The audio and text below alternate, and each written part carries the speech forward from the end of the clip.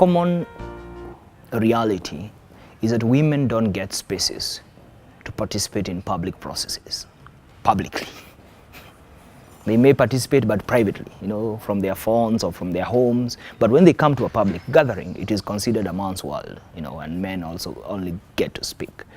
So our own intuition has been that the reason why women don't get to participate is because then they are in this mass where they are not given space. So we thought through public deliberation, why not separate them so that we see whether if they learn together and they get the basics of the discussions together, and then come to an open public space, whether they could actually utilize it. Of course, time was not too long to be able to observe very critically, but indeed, there was some participation. Like I remember in Turkana County, some of the women could not even speak English, could not even speak Swahili. But after they had been explained to about what was going on, they contributed. I need to take all the people who have a blue badge out of the counting. Ngapi wako na kadi ya green, tag yao imewekwa green? 4. So actually you are not supposed to count, because you will have your own special group.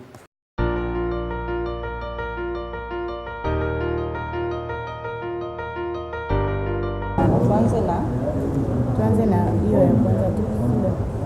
Tuanze na hapo kwa mambo ya broadcasting and telecommunication. Broadcasting and telecommunication. Mimi pia nilikuwa nimekisia broadcasting and telecommunication, then nimeichukua Ndoria. Na niko na surprise that ina receive the less percentage. Less communication is so vital, si ndio? Alafu kitu kingine tena yenye nimeiangalia hapo kwa petroleum, kwa mambo ya exploration na nini, I think because it is something that imeingia Kenya na kitu yenye inaweza kutusaidia especially sisi kama watu wa ingeongezewa nini hela, it's like wamekea talo ziko peke yao, maana talo saizi the community are demanding more from them. Na hata hawajaanza kubrima maji. Mtu anatumia pesa yake anatumia kwa hiyo ndio inafaa kuigo, but kama government ingewasaidia sana, so at least because it is something that is going to help the whole of the country, ingepatiwa at least a location ambayo ni nzuri. I think those are the things zenye mimi nimenia. Education. Unajua with primary education, primary education ndio backbone ya learning. Haki ndio backbone ya learning kabisa. Lakini unapata wamewekewa pesa kidogo sana compared to hizi vitu zingine. I think in primary is basic education. So nana education. Absolutely because Kwa secondary yani hapa state 4 education for basic education or to primary education. Ukikompare na university. Sasa wanataka kudevelop mtu wa juu wakati wamemuua hapa chini. Below is a list of some of the sector's proposals for 2018-19 together with the costs, their costs were available. They are just the same department as we saw in the recent activities. With the rapid development, the rapid growth of the town, now that we have institutions around, some of these sectors, when all of you know that the censoring period 10 years ago did not budget for the 1,000 students that have come in due to that school. Was it Tomboya? Yes. So that would mean if there are more students, there's more housing, the town grows, and with the poor waste management system we have in this county, that would mean that there's improper littering, there's burning, which is impacting on us, especially in matters of climate change.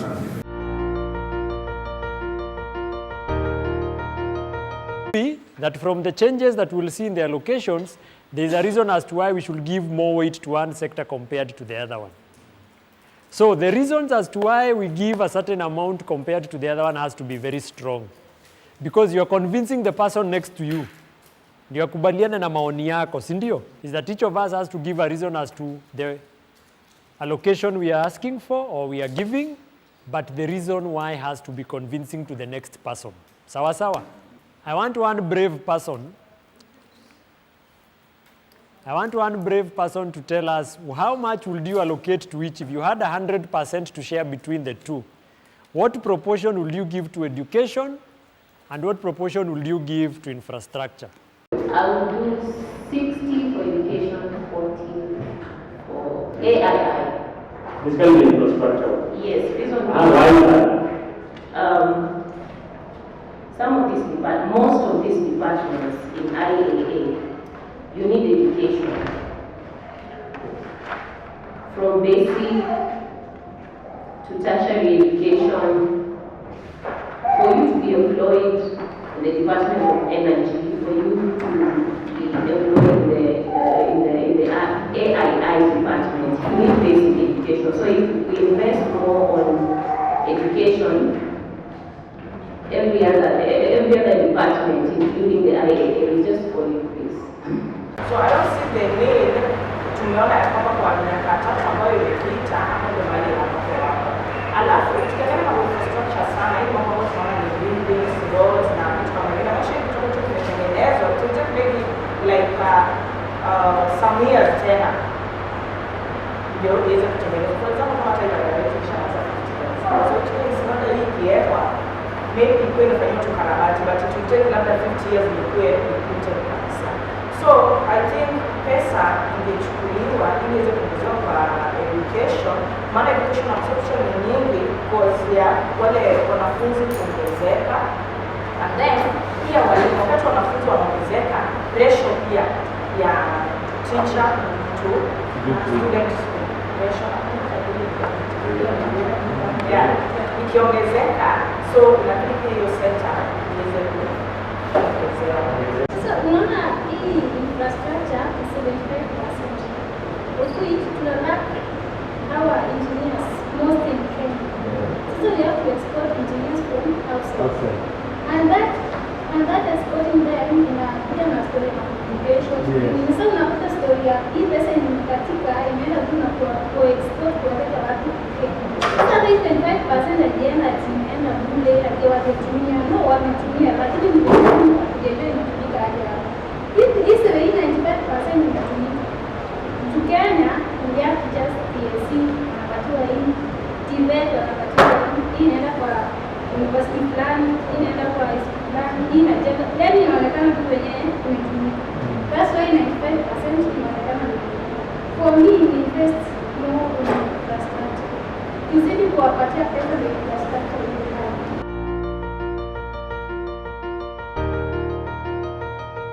Energy, infrastructure and ICT. All of us, tuanze na energy, infrastructure and ICT. We've been told to find out the various functions of these sectors. The information in the table, we are not discussing it. We'll just refer. But we need to go through it. These are just the recent activities that took place between 2016 and 2017. Yes. From external loans.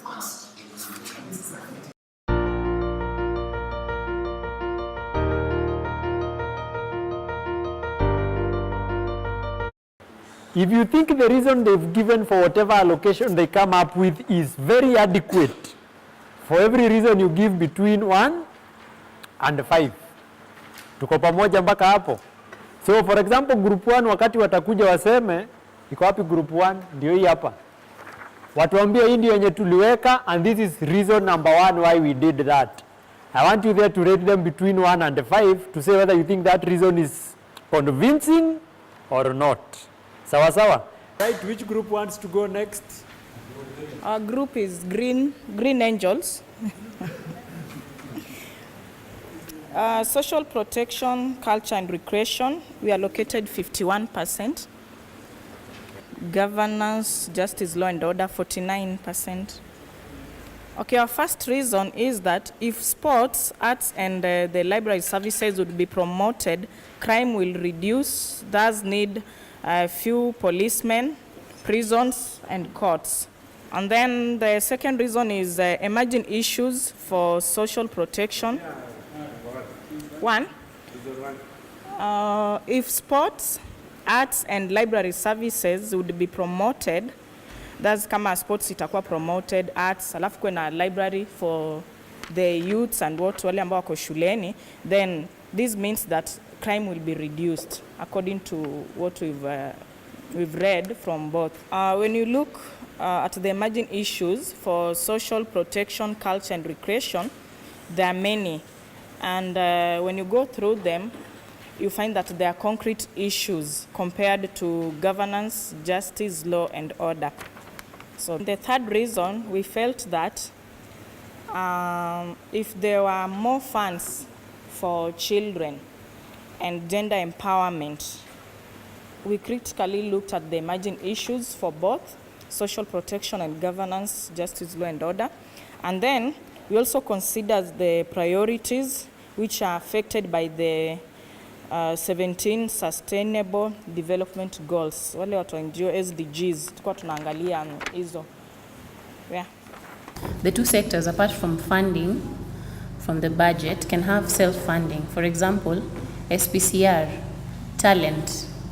On talent, we felt that talent is self-paying, and if you get to that level where your talent goes international, you can give back to the society, and that is a source of funding.